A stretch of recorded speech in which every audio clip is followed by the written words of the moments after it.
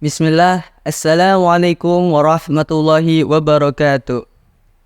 Alhamdulillah, wassalatu wassalamu ala rasulillah Sayyidina Muhammad ibni Abdillah wa ala alihi wa sahbihi wa mawalah amma ba'du. Pemirsa Nuha TV dimanapun Anda berada, kembali lagi bersama saya Muhammad Rahmat Hidayat yang akan menemani Anda beberapa saat ke depan menjelang waktu berbuka puasa dalam program acara Upload, di mana program ini adalah program khusus di bulan Ramadan dari Pondok Pesantren Nurul Hayat 4. Nah, untuk masyarakat dimanapun Anda berada. Di program ini kita akan berdiskusi tentang segala sesuatu mengenai bulan Ramadan. Pada episode kali ini kita akan membahas tentang rahasia menjalankan sholat tarawih dengan khusyuk. Baik, di hadapan kita semua sudah hadir Al-Ustadz Abi Muhammad Fakri Islami Arif yang akan menemani kita semua. Kabar Bi? Alhamdulillah baik. Yang insya Allah semoga Allah senantiasa disehatkan selalu, dilancarkan segala urusannya, disukseskan segala hajatnya baik di dunia maupun di akhirat. Amin. Langsung saja kita ke pembahasan pertama, yakni menurut Abi, apa makna dan keutamaan sholat tarawih di bulan Ramadan? Baik. Bismillahirrahmanirrahim. Alhamdulillah rabbil alamin wa bihi nasta'in wa ala umurid dunya waddin. Wassalatu wassalamu ala asyrafil anbiya wal mursalin sayyidina Muhammadin wa ala alihi wa sahbihi ajma'in, amma ba'd. Berkenaan dengan sholat tarawih, makna daripada sholat tarawih, sebenarnya tarawih itu adalah satu istilah dalam bahasa Arab yang asalnya adalah tarwihah, yang mana secara bahasa tarawih itu secara istilah, secara syariat, sholat tarawih itu adalah sholat malam atau sholat sunnah yang mana di situ hanya dilakukan di waktu malam-malam bulan Ramadan saja. Nah, jadi sholat tarawih itu adalah sholat sunnah yang mana dilakukannya itu hanya pada malam-malam bulan Ramadan saja. Nah, itu adalah pengertian daripada makna daripada sholat tarawih itu sendiri.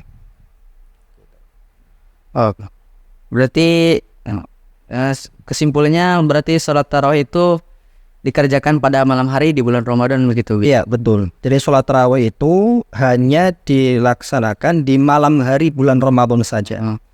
Dan tidak ada yang namanya sholat tarawih dilaksanakan di luar bulan Ramadan. Gitu. Berarti sholat tarawih itu adalah sholat sunnah yang dilakukan di malam hari hanya di bulan Ramadan saja. Nah, lanjut kita ke pembahasan kedua. Ini mungkin dari pemirsa semua belum tahu mengenai tentang sejarah sholat tarawih. Ya, pertama kali siapa yang melaksanakan sholat tarawih, di mana dan kapan sholat tarawih dilaksanakan? Nah, langsung saja kita tanyakan Kabi Fakri, bagaimana sejarah sholat tarawih awal mula dilaksanakan?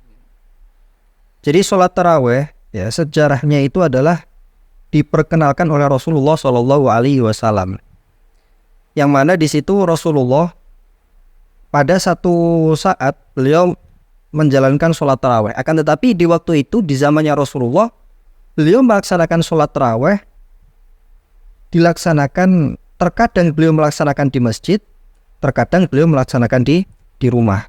Ya, gitu. Nah, tujuan daripada Rasulullah SAW di sini adalah ketika beliau menjalankan sholat tarawih itu di rumah, bukan berarti Rasulullah tidak mau menjalankan sholat tarawih secara berjamaah. Akan tetapi menghindari bahwasanya kalau misalkan Rasulullah ini menjalankan sholat tarawihnya itu selalu dilaksanakan di masjid, secara berjamaah dengan para sahabat dan juga umat muslim yang lainnya, maka beliau merasa khawatir.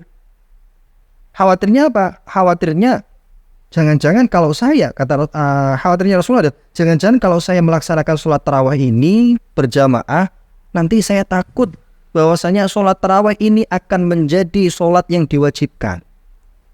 Akan menjadi sholat yang diwajibkan untuk umatku. Maka dari itulah Rasulullah kemudian menghindari daripada itu. Karena beliau tahu bagaimana kapasitas daripada umatnya beliau.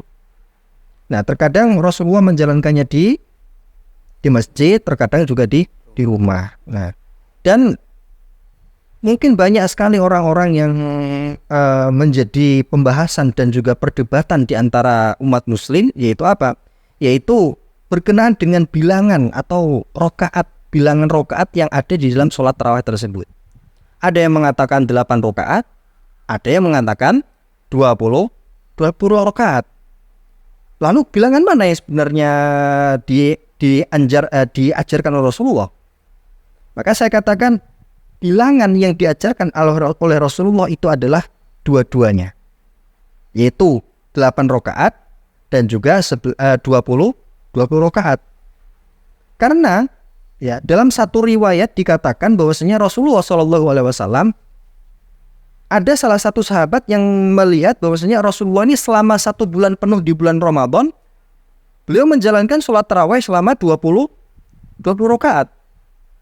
Ada yang di satu waktu lagi beliau menjalankan 8 rakaat. Nah, ini berarti menunjukkan bahwasanya sholat tarawih itu ya bilangan ya boleh antara 8 rakaat dan juga 20 rakaat. Ya, tergantung bagaimana orang ini menjalankannya gitu. Jadi yang berkenaan dengan perbedaan bilangan sholat tarawih itu seharusnya tidak menjadi perselisihan di antara umat Islam yang merasa 8 rakaat saya yang paling benar sehingga menyalahkan yang sholatnya 20 rakaat. Begitu juga yang 20 rakaat merasa saya yang paling benar, menyalahkan yang 8 rakaat. Padahal Rasulullah SAW mengajarkan kepada kita, yaitu agama Islam ini adalah agama yang agama kasih sayang, saling menghormati. Kalau satu hal yang sifatnya ini adalah masih ikhtilaf atau masih berbeda di antara para ulama, maka seharusnya kita juga tidak merasa apa yang kita lakukan ini adalah hal yang paling benar. Kita harus menghormati bagaimana pendapat orang yang lain. Apa yang dilakukan orang lain, selama yang dilakukan orang tersebut tidak bertentangan dengan hukum-hukum syariat atau nas yang sudah ditetapkan di dalam Al-Quran. Seperti itu. Jadi terkadang Rasulullah menjalankan 8 rakaat, terkadang beliau menjalankan 20 rakaat. Nah, akan tetapi ada dalam satu riwayat yang lain, beliau Rasulullah SAW itu dalam satu riwayat yang lain, beliau menjalankan sholat tarawih 8 rakaat itu di dalam masjid berjamaah dengan para sahabat. Nah, setelah 8 rakaat kemudian beliau pulang ke rumah beliau. Lalu apa? Ternyata ketika beliau pulang itu beliau menyempurnakan sholat tarawihnya sampai 20 rakaat. Gitu. Jadi yang melihat Rasulullah sholat 8 rakaat di masjid itu juga benar. Yang mengetahui Rasulullah ketika pulang kemudian beliau melanjutkan menggenapkan sampai 20 rakaat itu juga benar. Maka sama-sama ini mempunyai dalil. Gitu. Jangan kemudian kita menyalahkan, oh kamu salah. Saya yang paling benar, Rasulullah sholatnya 20 rakaat. Oh enggak, saya yang paling benar, Rasulullah sholatnya 8 rakaat. Nah, kedua-duanya ini enggak ada yang salah. Yang salah itu yang tidak mau sholat tarawih. Seperti itu. Baik. Langsung lanjut kita ke pembahasan yang ketiga mengenai tentang hukum dan ketentuan sholat tarawih. Baik, berbicara tentang hukum sholat tarawih, sebagaimana tadi saya sampaikan di awal bahwasanya sholat tarawih secara pengertian itu adalah sholat sunnah yang dilakukan di malam hari khusus di bulan Ramadan. Maka berbicara berkenaan dengan hukum sholat tarawih, maka hukum sholat tarawih itu adalah hukumnya sunnah. Akan tetapi sunnahnya adalah sunnah muakkad, yaitu sunnah yang sangat dianjurkan sekali. Gitu. Jadi ada tingkatan-tingkatan sunnah. Ada yang mengatakan ada sunnah muakkad, yaitu sunnah yang mana di situ adalah sunnah yang benar-benar disunahkan. Berarti sunnah ini mendekati hukum wajib. Nah, gitu. Nah, sejarahnya bagaimana sih awal mula yang sampai detik ini kita mengetahui bahwasanya sholat tarawih banyak dilakukan berjamaah secara di masjid. Sebenarnya tadi yang saya katakan bahwasanya sebenarnya di zamannya Rasulullah itu beliau terkadang sholat tarawih berjamaah, terkadang sholat tarawih tidak berjamaah atau sendirian di rumah. Gitu. Nah, sejarah awal mulanya yaitu ketika Sayyidina Umar bin Khattab, ya, kemudian beliau mensyariatkan bahwasanya sholat tarawih ini dilaksanakan di masjid secara berjamaah selama 1 bulan penuh di bulan Ramadan. Nah, jadi awal mulanya itu adalah berawal dari Sayyidina Umar bin Khattab, sampai beliau mengatakan bahwasanya tarawih itu nikmatu bid'ati hadi. Ya, sebaik-baik bid'ah itu ya ini gitu. Sebaik-baik bid'ah. Karena memang di zaman Rasulullah berjamaahnya sholat tarawih itu dianggap hal yang baru. Jadi di zamannya Rasulullah sholat tarawih berjamaah itu bukan sesuatu yang sering dilakukan. Makanya di zaman Sayyidina Umar ini kemudian beliau mensyariatkan, menganjurkan kepada semua umat muslim untuk menjalankan sholat tarawih secara berjamaah dilakukan di dalam masjid. Nah, makanya di situ nikmatil bid'atu hadi. Nikmatil bid'atu hadi. Sebaik-baik bid'ah. Yaitu apa? Yaitu sholat tarawih secara berjamaah. Gitu. Jadi kalau ada orang yang mengatakan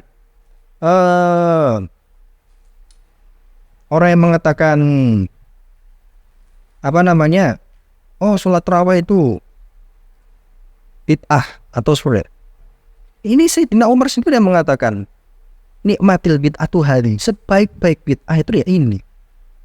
Bahwasanya inilah yang menjadi dasar hukum bahwasanya menjalankan ibadah sholat tarawih itu adalah hukumnya sunnah, dan sunnahnya itu kalau kita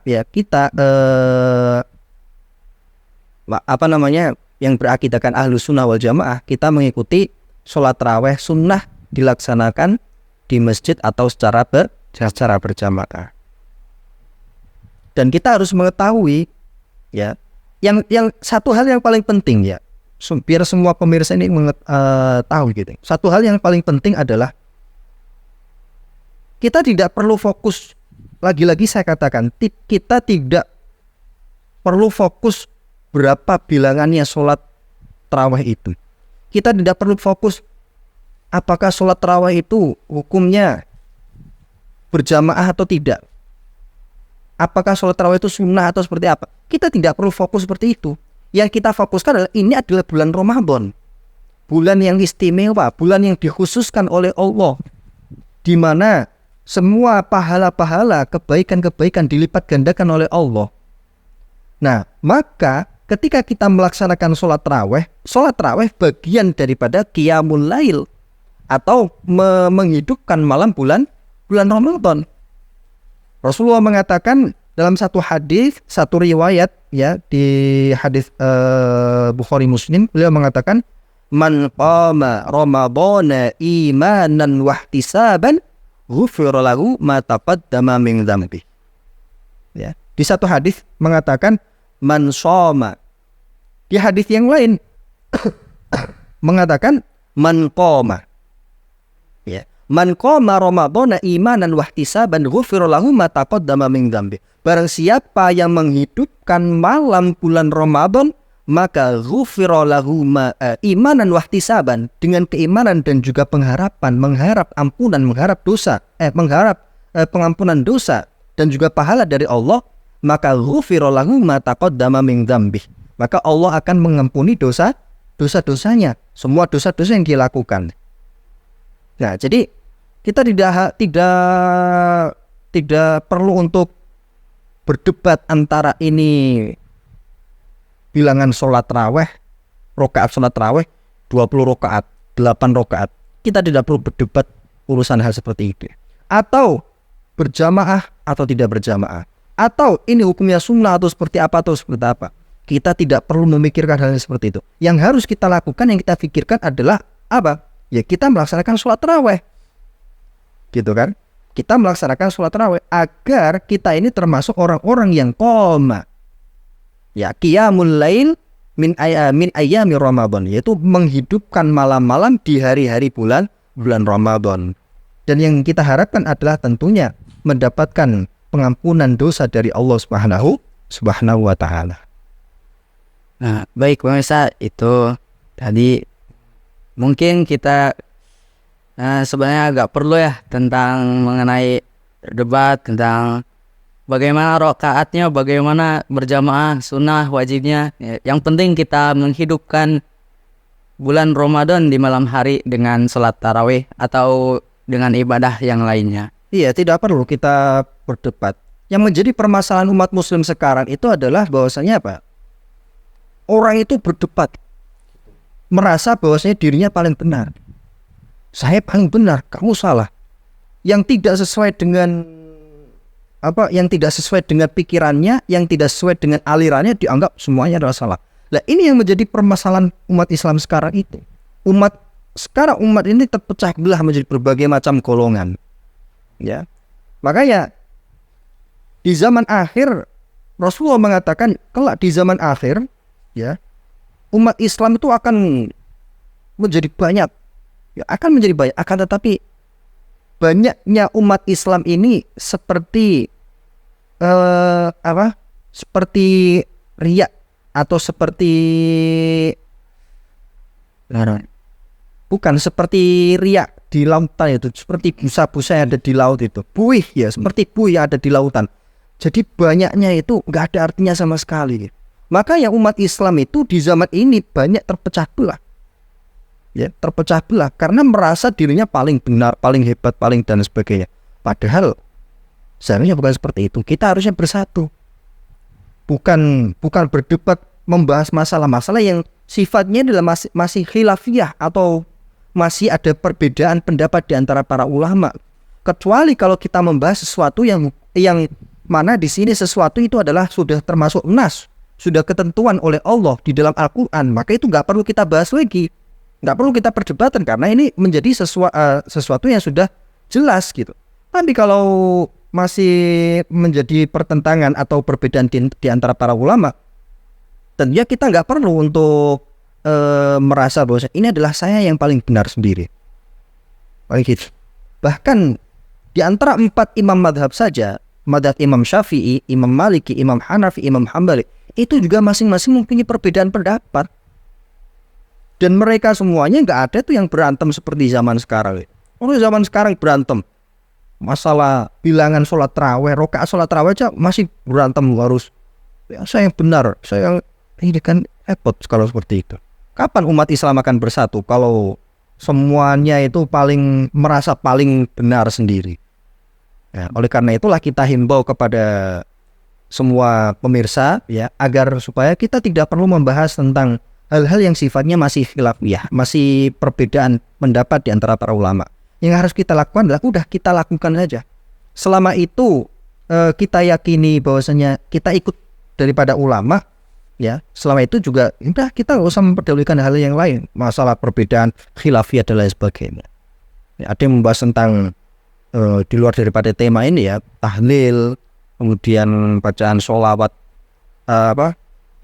peringatan maulid Nabi dan lain sebagainya.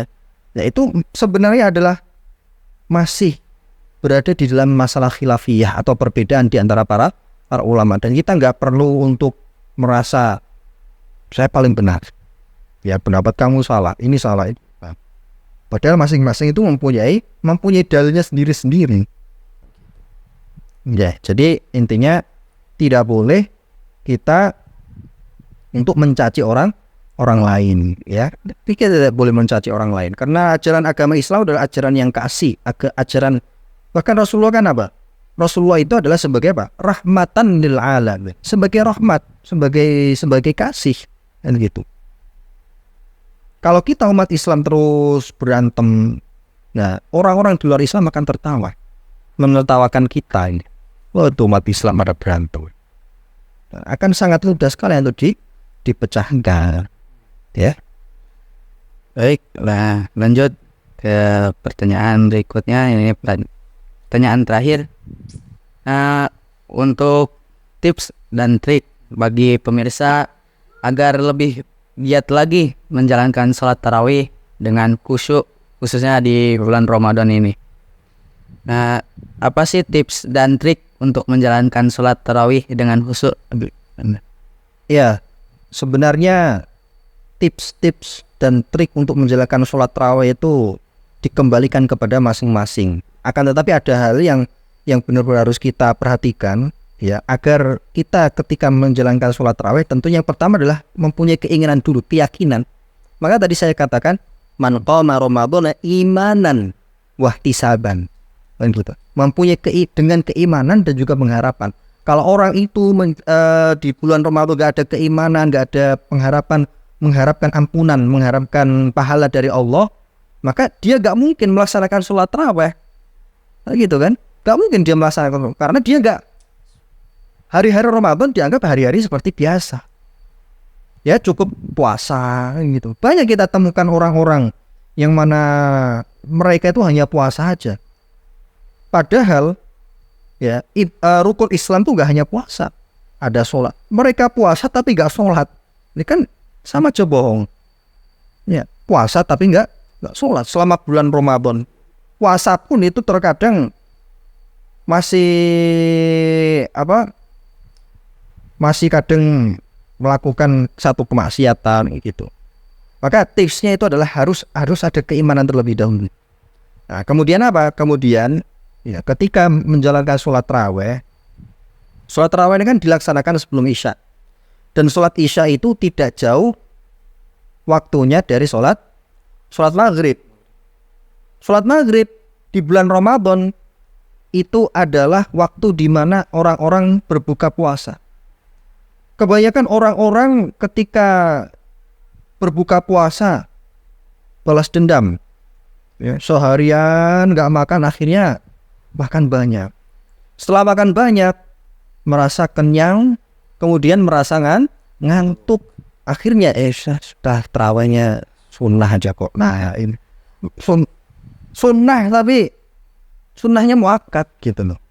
Ya, gara-gara kenyang akhirnya udah tarawihnya cuma 2 rakaat, habis itu pulang, nggak mau sholat. Nah, ini ya, jadi ya maka dianjurkan bahwasanya ketika berbuka puasa itu nggak terlalu kita makan dengan sangat kenyang seperti itu, ya, tapi makan secukupnya sesuai dengan anjuran Rasulullah, ya. Iftar, yang mana berbuka puasa dengan takjil terlebih dahulu kan, gitu kan, makan makanan yang manis atau minum air putih, ya, makan kurma dan lain sebagainya. Nah, itu baru nanti kalau setelah sholat tarawih, ya, kita lanjutkan untuk makan dan lain sebagainya, itu boleh, ya. Jadi beberapa tips-tips itu adalah,